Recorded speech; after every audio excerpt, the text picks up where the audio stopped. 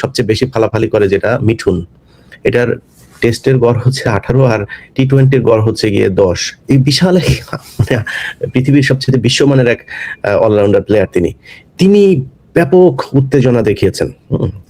উত্তেজনা দেখায় কাপড় চোপড় বিছানা টিছানা নষ্ট করে ফেলার অবস্থা। তো ওনার উত্তেজনা দেখা আর সারাদিন উনি খালি এটা চায় ওইটা চায়, এটা করা যাবে না। এর বেটা ভারতে যদি বাংলাদেশ খেলতে যায় তোরে নিবে খেলতে, তুই কি প্লেয়ারের একাদশে আছিস? তোর এত মাথা ব্যথা কেন? এবং এরা সবাই মিলে নাজমুল ভাইকে যেভাবে অ্যাটাক করেছেন, নাজমুল ভাই ওই জায়গা থেকে তিনি দাঁড়িয়ে থেকে তার তো খারাপ লাগতেই পারে, তিনি তো প্রতিক্রিয়া জানাইতেই পারেন। তিনাকে চারিদিক থেকে যেভাবে চেপে ধরা হয়েছে সেটার প্রতিক্রিয়া তিনি জানিয়েছেন। এখন বলতে পারেন যে একজন বিসিবির বোর্ড পরিচালক, তিনি তো ক্রিকেটারদেরই অভিভাবক, তিনি কি এটা বলতে পারেন কিনা? হ্যাঁ, ক্রিকেটের অভিভাবক হয়ে তিনি তাদেরকে শাসনও করতে পারেন, আদরও করতে পারেন, সবই করতে পারেন।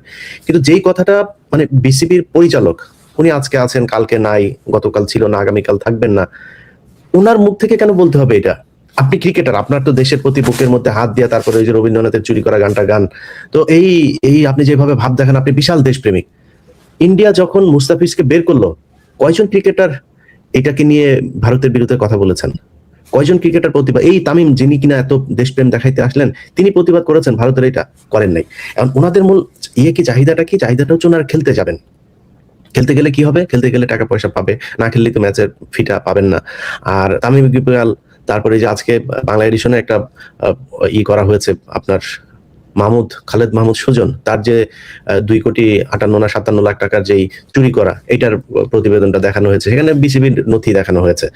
তো এই চোরেরা এদেরকে টাকা পয়সা দিয়া তারপরে ভারত পাইলে তারপর যখন তাদের সুযোগ সুবিধা মতো, এরকম কিছু আপনার সুশীলও আছে দেখবেন, এইসব সুশীলরা আপনি ভারতে যখন গরুর মাংস খাওয়ার কারণে একটা মুসলমানকে পিটায় মেরে ফেলা হয়, কোনো সমস্যা হয় না।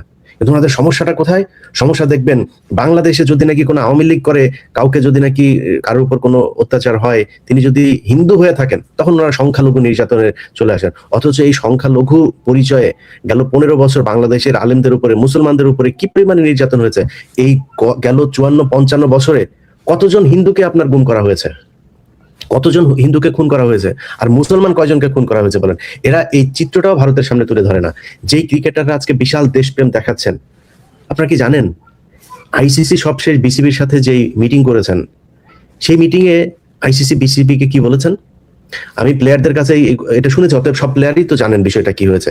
সেখানে বাংলাদেশকে বলা হয়েছে আমরা নাকি এক্সট্রিমিস্ট কান্ট্রি, আমাদের দেশে নাকি সব এই কি বলে এই জঙ্গিরা থাকে, আমাদের দেশে জঙ্গিদের ব্যাপারে আমরা কথা বলি না তাদের।